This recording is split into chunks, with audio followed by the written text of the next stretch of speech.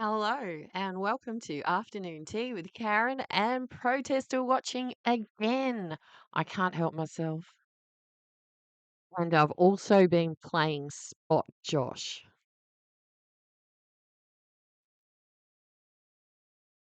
Chris Minns is in fact really a dangerous man. And Chris Minns utilised the New South Wales police force to inflict his self-interest, biased narrative, biased agenda on the New South Wales citizens last night. He has stripped the right to advocate, to protest. He's planning on bringing in new laws that would strip certain chants from the river to the sea. Palestine will be free.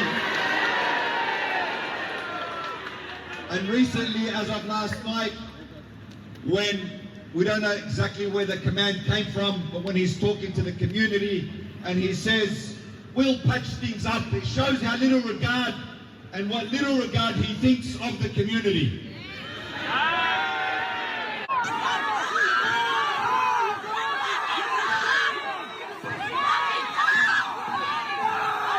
As we were performing and conducting our prayer, we decided to move away from the road. We complied with New South Wales police directives. So we moved about 50 metres down where the exit was. This is exactly what happened. As we moved down 50 metres down the road where there was a bit of a planter box, it was a more private space. We didn't want to instigate anybody. We weren't baiting anyone. How about obstructing? Were you trying to obstruct anyone? We wanted to find that private space, and anybody that knows our tradition is that when the time of prayer comes, you pray. And so we proceeded to that area.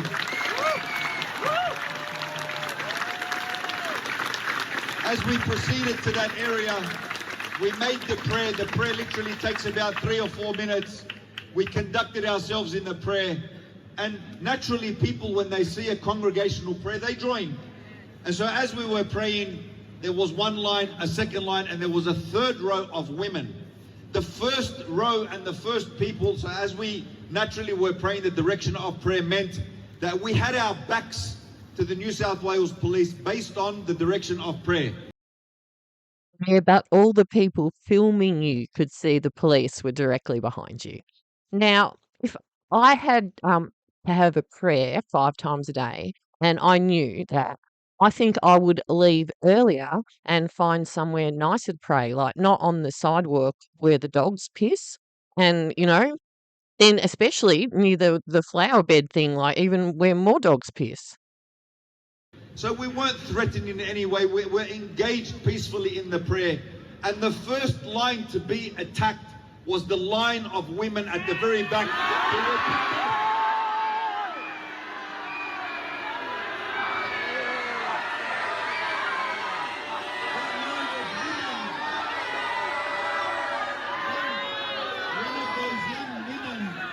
One of those young women has badly bruised knees because she was thrown by New South Wales police. And they were the first to be attacked.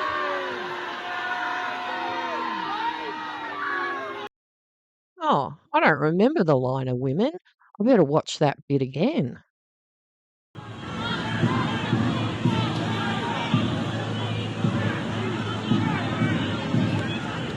Guys, what are you doing? What are you doing? What are you doing? Hey! Come on! What the fuck? Hey! Hey!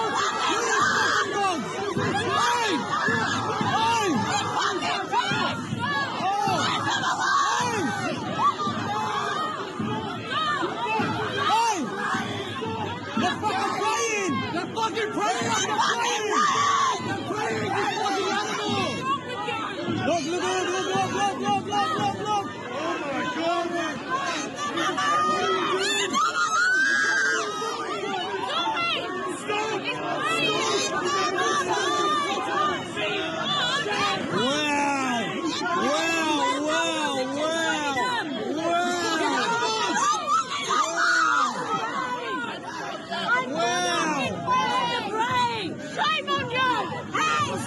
What's in? Well.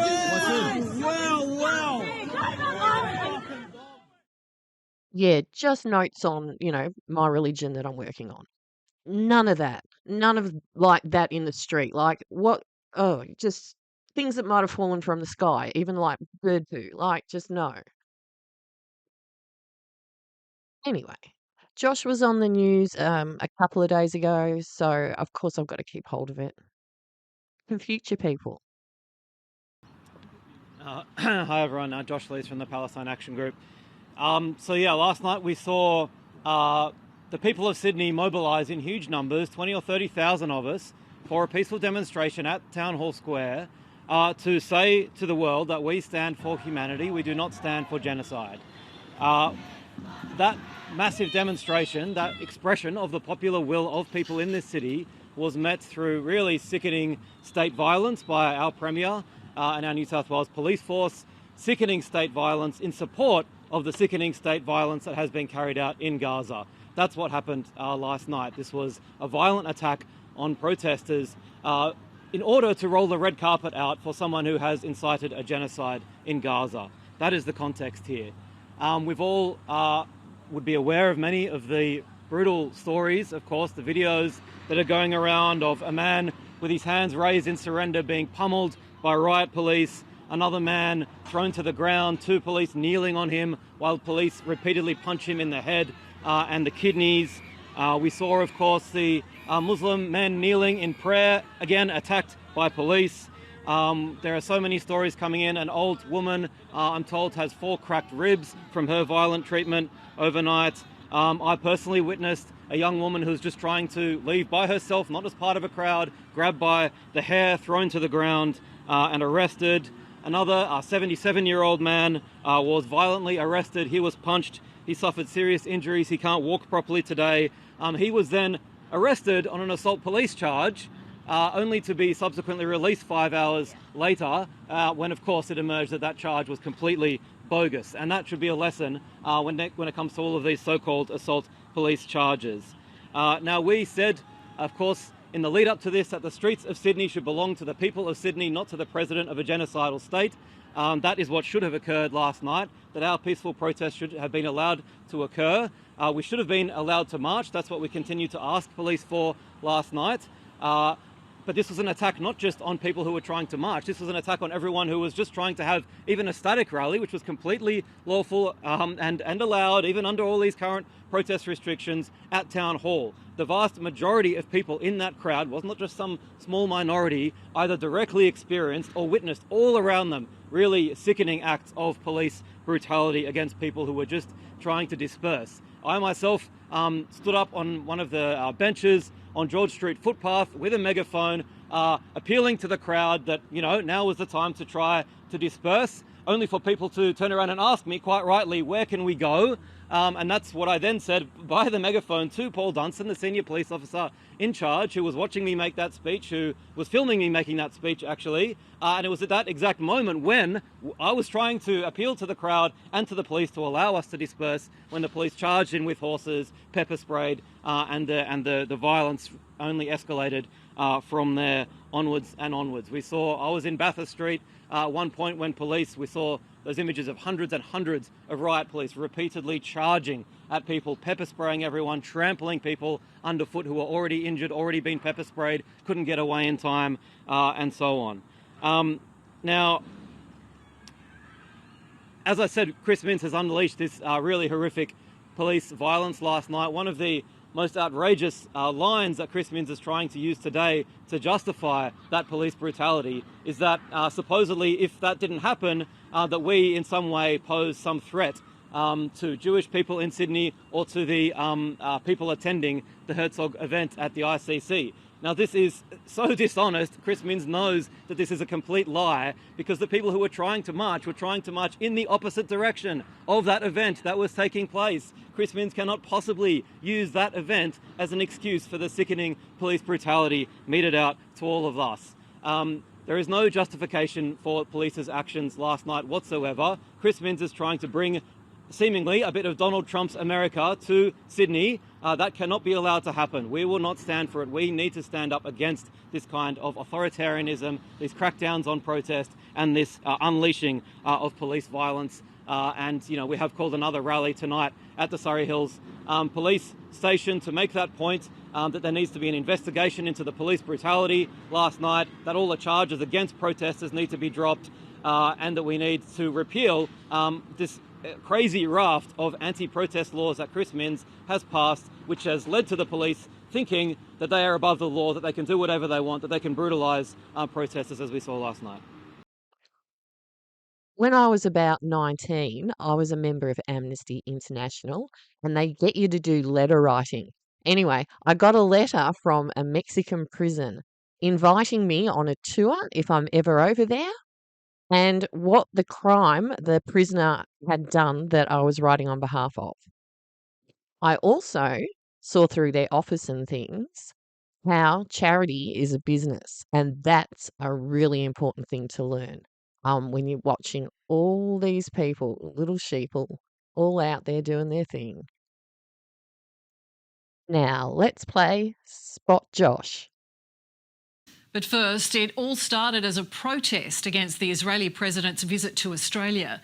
But after violent clashes with police in Sydney last night, protesters are right now gathering outside the police centre in the heart of the city, outraged at what they claim was police brutality. Our reporter Erin Ramsey was in the thick of the chaos as it erupted. Please disperse out of the square. There is no authorised march.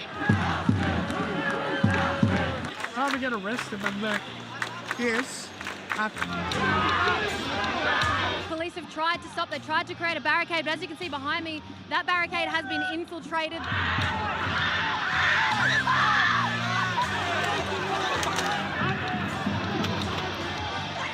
This tension is continuing to escalate, and this crowd is going nowhere. Anything you'd like to say? The cuffs are too tight.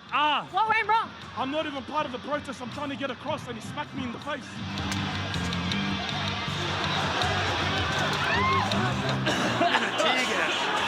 They pepper spray us in the crowd. Like, where do we live?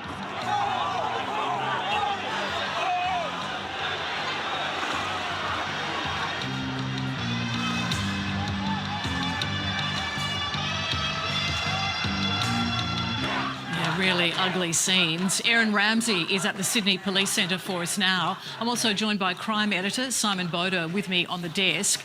Erin, I'll go to you first. What's the mood like at the protest there tonight compared to what unfolded last night? Because scenes are starting to get quite heated where you are now. Well, Deb, the protest just wrapped up and it has been peaceful for the last hour and a half, but more than 1,000 protesters have now begun moving toward the Sydney Police Centre, where police have formed a barricade. They've been here for the last few hours preparing for this moment. This crowd is angry and you can feel it right now. They are calling for all the charges to be dropped against the 9 people who were charged after last night's arrests. They're calling for police to take responsibility, and you can just see behind me here how angry this group truly is. And Erin, there's a huge police presence there as well. There certainly is, and they've been at the ready for the last hour and a half, and just in the few seconds before we went to air, this scene unfolded. Everybody has come face to face with the police. We can see some people getting right up in their faces as well, but the police have prepared for this after last night. This is what they've been expecting. This is what they've been waiting for. Deb? All right, Erin, thank you. There he is. And quick fashion police, he wears the scarf of Iran. And I didn't think socialists were religious. Anyway, I'm out of time. See you later. Bye.